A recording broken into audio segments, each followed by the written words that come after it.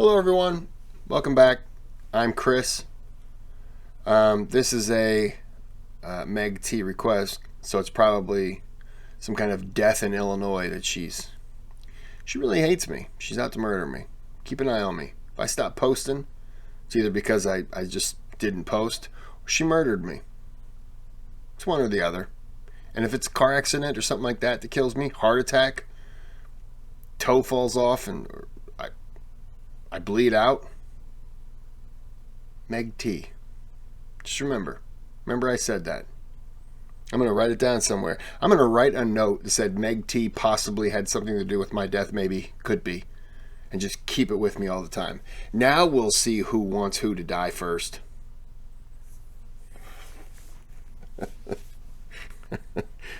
Can you imagine if something, by God, something did happen to me, and they're digging through and they just see Meg T killed me. And they're like, what? Is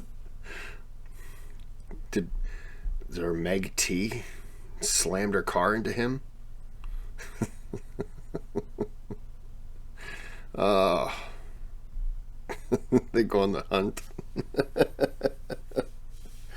Why am I laughing about my death? Okay. It was a good day. So this is... Did I already say the title? I have no idea. Oh, boy. This man is the reason the death penalty exists. Oh, chuckling at my own death. Is that... Oh, boy. So, the YouTube gathering was actually a reenactment of my own death. Yep. 214 million people showed up at this small little thing. Small little funeral parlor. And I was laying in the coffin and they were all like, oh, we're glad he's gone. Oh, jeez. We hated him. He's lived too long. And one person was crying, I wanted him to have a PlayStation 5 so I could take it, and he didn't get one yet. All these people, and then I just leaned up and I pointed at them and I was like, I'm alive! And they were like, oh, damn it. They just got up and left. And little Petey was like, yay, he's alive, cuckoo gaga. I was like, shut up, kid. So I threw him into the coffin. Fortunately, I'd paid in advance because I was really going to show these people. I had a hole dug and everything. So, at the end of the day, we did, bury someone. Little Pete. Meg was there clapping. She was like, I was hoping it was you, Kris, but Pete's even better. The parents were like, why? And she was like, because. They were like, yeah, we get it. We understand. We'll go halvesies on the funeral. All right. All right.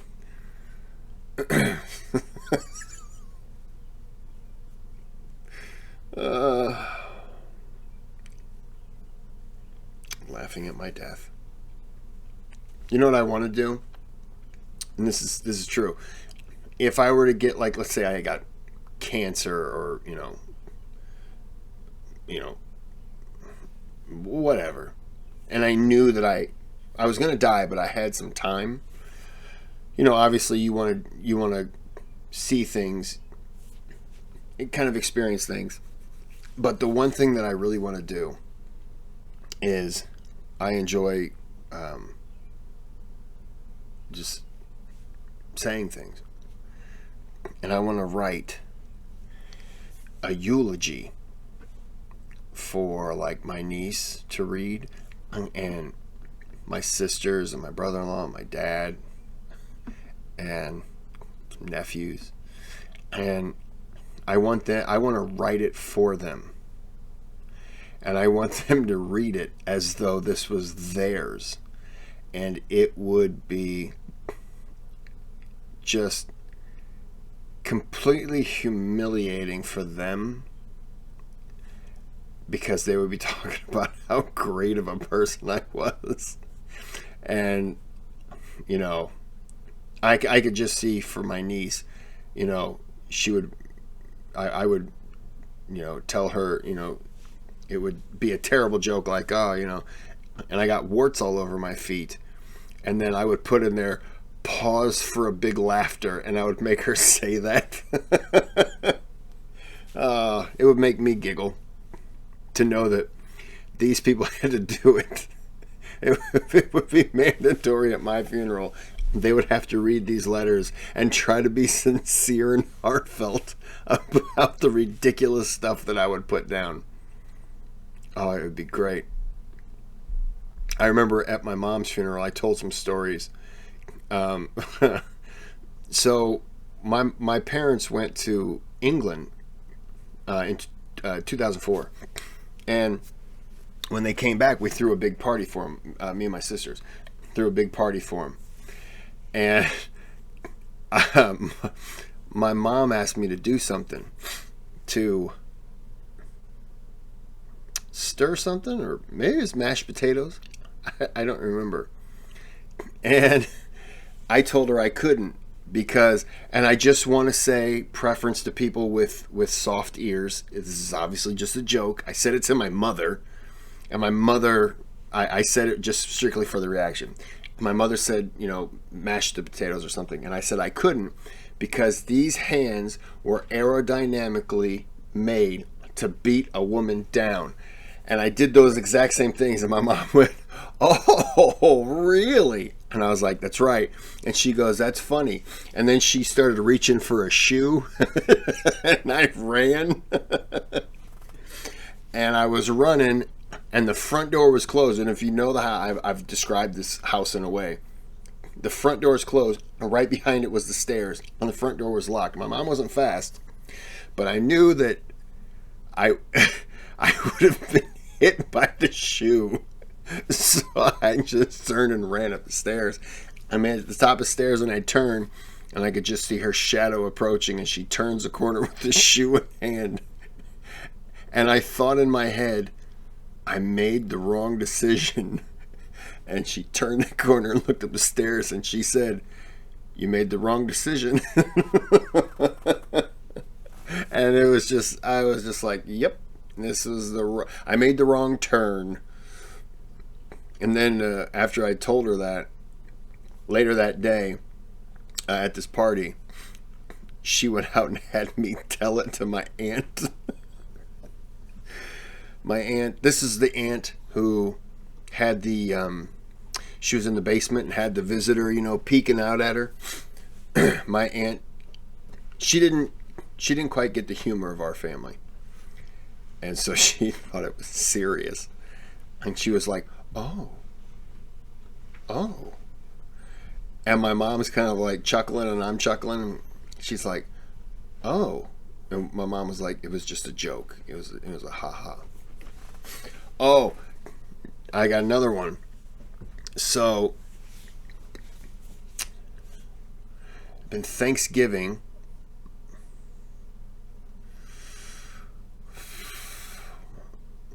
Wow.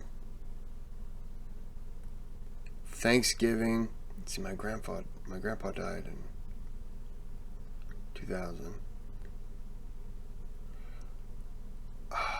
My grandma was staying with my parents. Sorry, I'm trying to remember.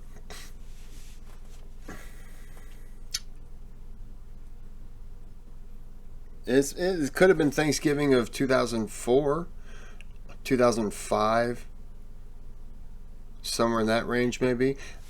Anyways, so I'm in the kitchen. I'm walking through. My mom yells for me, come in here. So I go in there, and she hands me the masher, the potato masher, because potatoes were ready. I had to mash them, and as I'm mashing them, she was going to add butter and milk, and I just had to keep mashing and mashing. And my grandmother was in there. My grandmother, my dad's mom, she's in there, and I don't remember. She was standing at the Peninsula counter, and she was maybe open up a bag of vegetables or Brussels sprouts, something. And my Mom says, here, get in here, start mashing these potatoes. And I was like, okay. So I start mashing the potatoes, and I look at my grandma and I go, you know, Grandma, back when I was a foster kid in Idaho, since potatoes are the thing, I used to mash so many potatoes with my foster family. And I'm just mashing away and mashing away. And my mom goes, oh, shut up. And she puts butter in there and pours milk, and I'm just mashing. And I said, Grandma, the one thing is, you know, my foster family, they were nice, but, you know, I just didn't really care for them. They were big on potatoes, the whole family of potato eaters. And I'm just mashing away. I get done and I say, okay, I'm done. And my mom's like, all right, get out of here, kid. So I go walking out. My grandma is standing there. And she kind of like looks at my mom. She looks over at the potatoes and she's just not saying a word. And my mom moves some stuff around. She's like, what's wrong, Faye? And my grandma goes, was he... And my mom cuts her off. No, he wasn't a foster kid. He's my child. You were at the hospital. And my grandma was so confused. She was just like, he just said it. So matter of fact that I believed it. And my mom was just like, yeah, you can't listen to him. Why would you listen to him? And my grandma was so confused, and I swear for the rest of her life, which is only about 3 or 4 more years. No, maybe five more years. For the rest of her life, I think something in the back of her mind was like, I think that son of a bitch was a foster kid.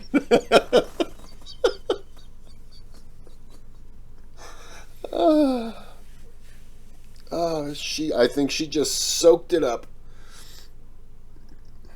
All right, I gotta tell you another story. This should have been a story time episode at this rate, but you know what? We're gonna tell this other story. So, when I was growing up, my mom, you know, we would all go grocery shopping together. And we'd go with my mom. And then when it was time to bring in groceries, we'd grab a couple bags, go walking in the house, and it was like, Dad, grocery time, you know, bringing them in. We've done our job. We're out of here. And we'd go walk away. My mom would go back out of the car. Well, she gets so pissed. She was like, will somebody help me bring in these goddamn groceries? And so we'd go out and do that. Well, I got older, and I was at home, and I was with my sister.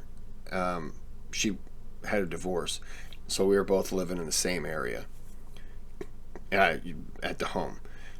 And we were upstairs in this area that's like, it's above the garage. It's like an apartment. It's where I'm at today. And we're off by ourselves, and my mom comes home and she's just like, hey, I got groceries. So we go downstairs, we're helping her bring stuff in, and we help her bring stuff in. Oh, another complaint. I'm sorry, I got to tell this, otherwise this goes against another part of the story. We would help her bring stuff in, and then we'd be done. And she would say, now help me put it away. You can bring them in, you got to help me put them away. So we were like, oh, we don't know where they go. And she's like, you do know where they go. Knock it off. So we would help her put stuff away. So on this particular day, she's like, I'm home, I got groceries. So we help her bring them in. And she goes, now help me put them away. And we're like, okay. So me and my sister Angie are putting things away. My mom is putting things away. My mom's telling us a story about like somebody at work, and this incident at work. Funny story happened to her at the grocery store and all this stuff. And as she's telling us this story, I just grab the Kleenex box, take it out of the bag, I grab her umbrella, and I just look at my sister Angie. And Angie looks at me and kind of gives me this thing like, what are you going to do? And I just walk over and open up the freezer, and I just stick them both in the freezer and just shut the freezer door. And my sister is just like giggling. So I walk over and I take the box of cereal, which always went in the cabinet space above the sink. I just went ahead and stuck it in with the plates.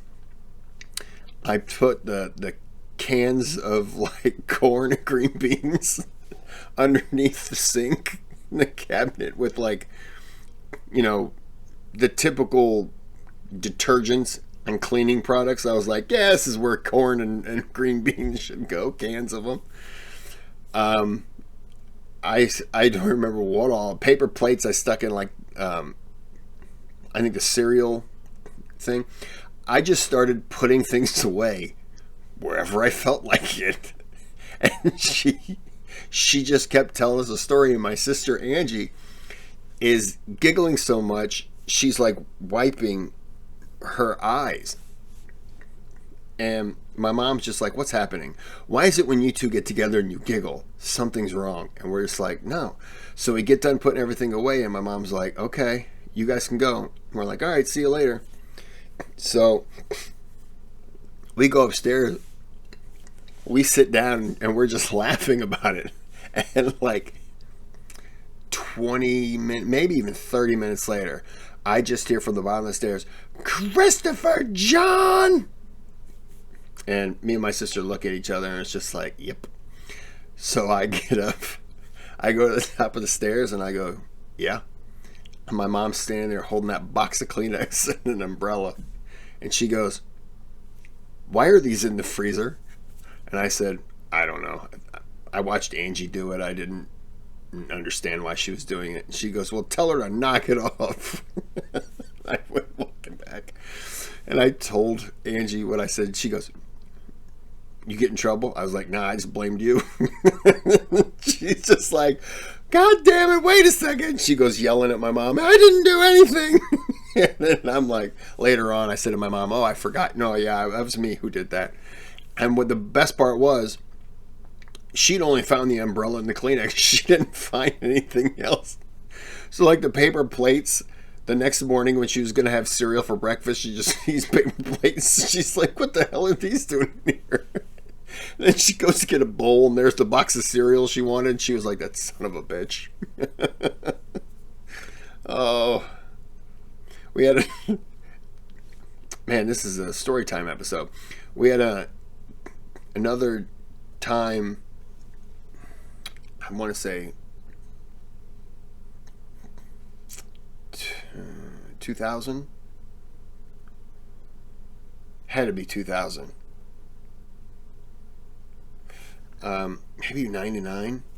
My sister and I still living together. And it was a snow day. We were out in the country then. And it was like a blizzard. Not a blizzard, but pretty much like a snow day. Like, we both had to call into work. And we were like, we can't get in. It was like a blizzard that had blown through, and there was just no way getting in. They were like, all right, stay home, both of us. And we were sitting around. I think we were going to be missing like 1 or 2 days. We're sitting around, and both of us decide we wanted to drink some beer. Just, hey, why not? So we decide we're going to go up to the local grocery store, which is now closed. And we're like, we'll just go up there and we'll get like a 6-pack of something. Split a 6-pack, whatever. So by then the snowplows had been out, kind of cleared some of the road in town, but they hadn't done much out of town. My town was known, I don't know if they do it so much anymore, but they would the cop would sit at the road to go out of town, on the lane to go out of town. And if you pulled up, they would stop you. And they would tell you, road's not safe, it's not super clear, or it's icy, there's drifts, everything. We don't want you to go. And people might say, well, I gotta go to work. And they'd say, okay, here you go. They'd go back, come back, and they'd write you a $150 court summons ticket. And you'd say, well, can I just pay this now? Nope. You got to go to court. It's not a ticket. It's a citation. It's a court citation. So you got to go to court for it. $150. And they would tell you, we're giving you the ticket because if you want to take off and go, you get that ticket if you go into the ditch. and then you're going to get hit with a fee when we have to come and send a wrecker out to pull you out of an embankment or something like that. Most people turned around and went home. Others didn't. Now, the people who didn't would take that ticket, would go to work or whatever it was. They'd be safe. They'd come back. They had to go to court that day. But, could have been 3 weeks down the road. You have to go to court. You show up and you're like, here's the citation. I had to go in. Everything's fine, blah, blah, blah. And they would say, you know what? Okay, good. We're going to go ahead and tear up your citation. $150. All good. But now you owe us court costs. Court costs are anywhere from $150 to $250. Now, mind you, when you went to court, the ticket might say 10 o'clock. You have to be there. Or 8 o'clock. That's when they want you there. That ain't when they're going to see you. They're going to make you sit 4 hours, 6 hours before the state's attorney is going to walk up, tell you that, tear up the ticket. Okay, on your way out, pay court costs. They're going to get that $150 out of you and make you lose hours in pay. So in the end, they're going to say, was it worth it? And you're just kind of like, it's a dick move. But that was how they felt they needed to keep people in the town safe. So that just I apologize for the long-winded answer there, but that just shows you that they would do in town, but not out. And they would do the road that went to the, I almost said the Capitol, that went to the courthouse. So they could get, traffic on some of the surrounding small towns so they could get out. Because they wanted you to be able to go to the grocery store if you had to. So we go downstairs, and we're in like snow gear, basically. And we're going to go up to the grocery store to get beer and to rent movies. And so my mom sees us and she goes, where the hell are you guys going? And we're like, we're going to go to the grocery store. We're going to get beer. We're going to get some movies. And we're going to drink. And we're going to watch some terrible movies. And we're going to have fun. And she was just like, okay. Pick me up a green pepper. Okay. So we go to the grocery store. And we look at their beer. It's all overpriced. It's all 6-packs, some 12-packs. I think we got 4 or 5 variety of 6-packs. We got 3 or 4 movies and a goddamn green pepper. And we put them all on the counter. We were the only ones in the grocery store. Put them all on the counter. And the woman's like, bink, bink, bink, bink, bink, scanning all these things, doing the movies, and comes back and picks up the one green pepper, puts it on the thing, weighs it, and sets it aside. And she looks at the beer, looks at the movies, looks at the green pepper. She goes, eating healthy, huh? We were like, our mom wants the green pepper. We came back, we're holding all the beer and the movies, and my mom just looks at it. Where's my green pepper? We reach into the bag, we hand it to her, and she goes, thanks. Turns around, just walks away. We go up, we start watching these movies, and we had beer that we'd never tried before. We were just trying all kinds of beer. And I think we tried 3 or 4 different kinds of beer. I mean, we each had our own bottle. And we were throwing in movies, and I think every single movie was terrible. And we ended up, it was like 10:30 or 11 in the afternoon. We were watching movies, drinking beer, and we were asleep by noon. My mom yelled at us at like 2:30. She's like, what the hell is wrong with you two? We were like, we're watching terrible movies, just drinking beer. Like, we completely apologized, but we were just buzzed like idiots. She was so disappointed in us that day. And then she told us, come down. I think she made spaghetti or something like that. So we came down and ate some spaghetti. And neither of us drank another beer for the rest of the day. We were so disappointed in the beer. so disappointed in the movies, but we chuckled so much thinking about that goddamn green pepper that woman just looked at us. That woman, her face basically was so disgusted with us. She was just like, we were like, who doesn't buy 5 different 6-packs of beer, get 4 movies, and 1 green pepper? Why? That's the American thing, right? That's the American way. Oh, it was not good. I think I'm going to end this here. And I'm not going to do this video. I'm going to do this video next. Let me see something. Let me see. Holy shoot. 25 minutes. Yeah, I'm not going to do the movie. I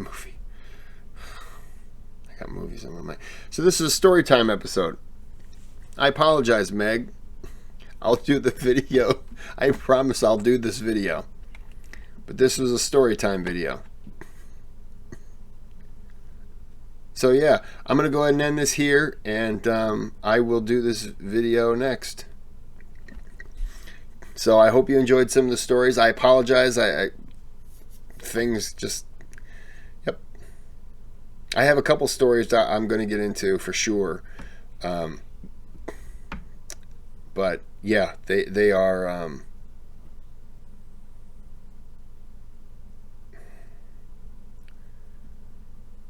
they were kind of, I'll talk about them then. Okay, well, this is a story time, and I'll label it story time number 1. So, yep. Okay, have a good day, have a good night, and thanks for listening if you did.